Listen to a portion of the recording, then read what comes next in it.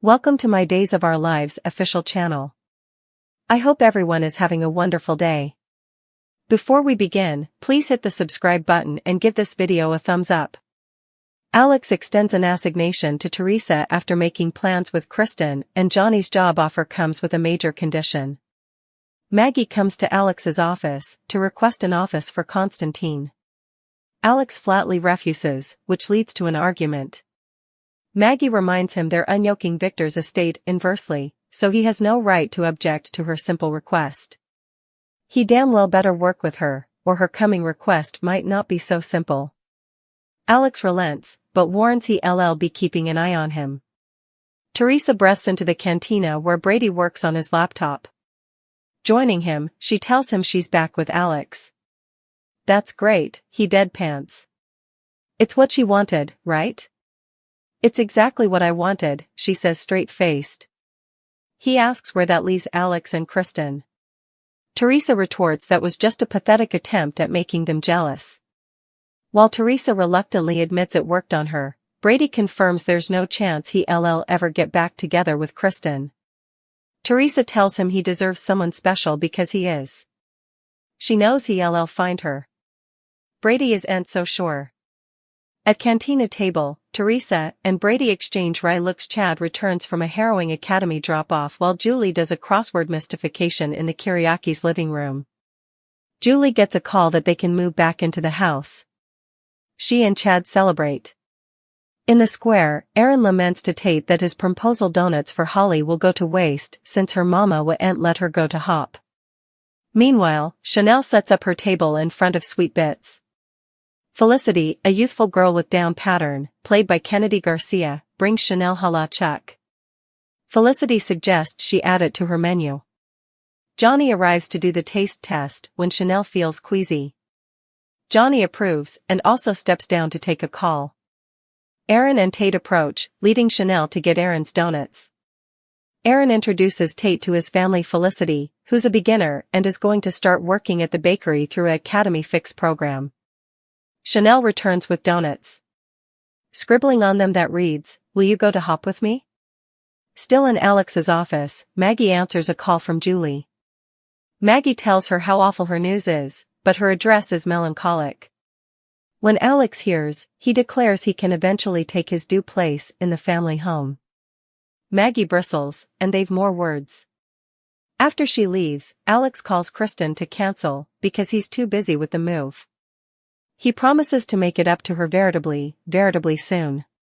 Further, Theo Panglis dishes confidentially dirt in the cantina. Theresa tells Brady that love will find him when he least expects it.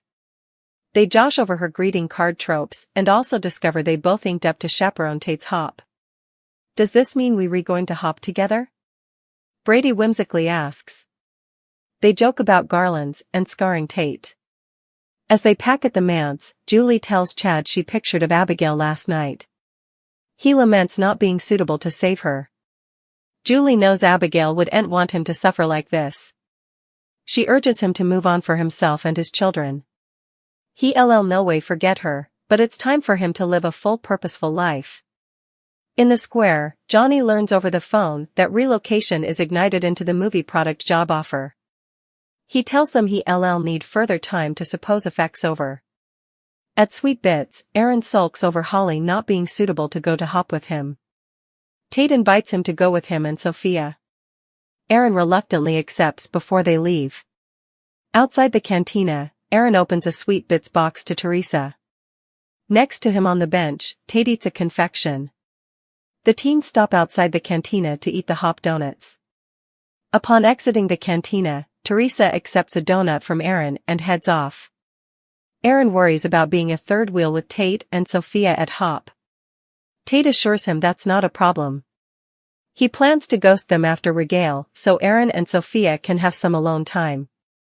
He knows Aaron likes her, and besides, she's not who Tate really wants to take to Hop.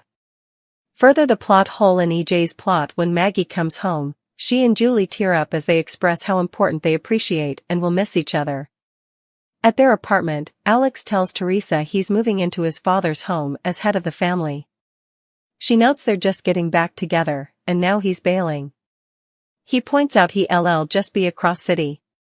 She clearly states being across the bed is a lot nearer than being across city. Are you saying you want to move in with me?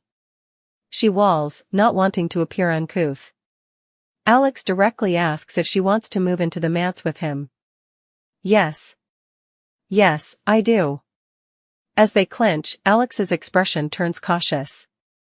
In their apartment, Theresa rests her hands on Alex's casket outside the pub. Tate admits to Aaron that he and Holly are still together. Aaron makes Romeo and Juliet references, but wonders why, after everything she did to him.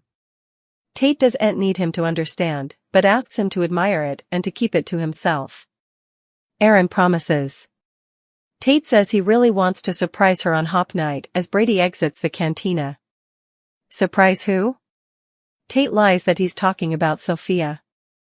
Brady announces he and Tate's mama will be attending his hop. Tate bursts out laughing. Brady assures him he's not kidding. They were going to be chaperones. Sorry, dude. Further, the eventuality for several exits. Tate explains commodity to Aaron outside the cantina. Further, the reason for that good croaker death after Felicity goes to academy with donuts for her and her swain. Chanel tells Johnny that she formally loves their baby. She wants to have him or her or them. But only if she has him by her side. I'm by your side always, Johnny says, but appears reflective as they clinch. At the Horton house, Doug sits in his president girdled by moving boxes. He tells Julie and Chad it feels like home. Chad blames himself for the fire because of his war with Clyde. Also, Abby's story about him bring her life. Julie insists the blame rests solely on Clyde. They will each stand up against him until that boggling son of a bitch is behind bars for the rest of his life. Julie suggests they've a massive family reunion. Hopefully, they have uncorked the time capsule by also. She puts Tom and Alice's print on the mantle and says, drink home. Everett's intervention, Nicole blasts Sloane, Clyde's position, and Alex confesses Days of Our Lives, DOOL. Spoilers for the week of May 27th to 31st reveal that Nicole DiMera, Ariane Zucker, will reel over the news that Jude Brady, Oliver McClarty, is her natural son, while Sarah Horton, Lindsay Godfrey, and Xander Cook, Paul Telfer, give Maggie Kyriakis, Suzanne Rogers, updates on their engagement. Over with Steve Johnson, Stephen Nichols, and John Black, Drake Hodgson, they pound over clones of Clyde Weston's, James Reed, Black Book, while Harris Michaels, Steve Burton, and Ava Vitalis, Tamara Braun, Hunt takes a big step forward. It turns out Lucas Horton, Brian DeTillo, will be part of Ava and Harris Clyde quest, which will go down in Montana. Day spoilers say Harris, Ava, and Lucas will all play places in a skulk attack that lead to erupting drama.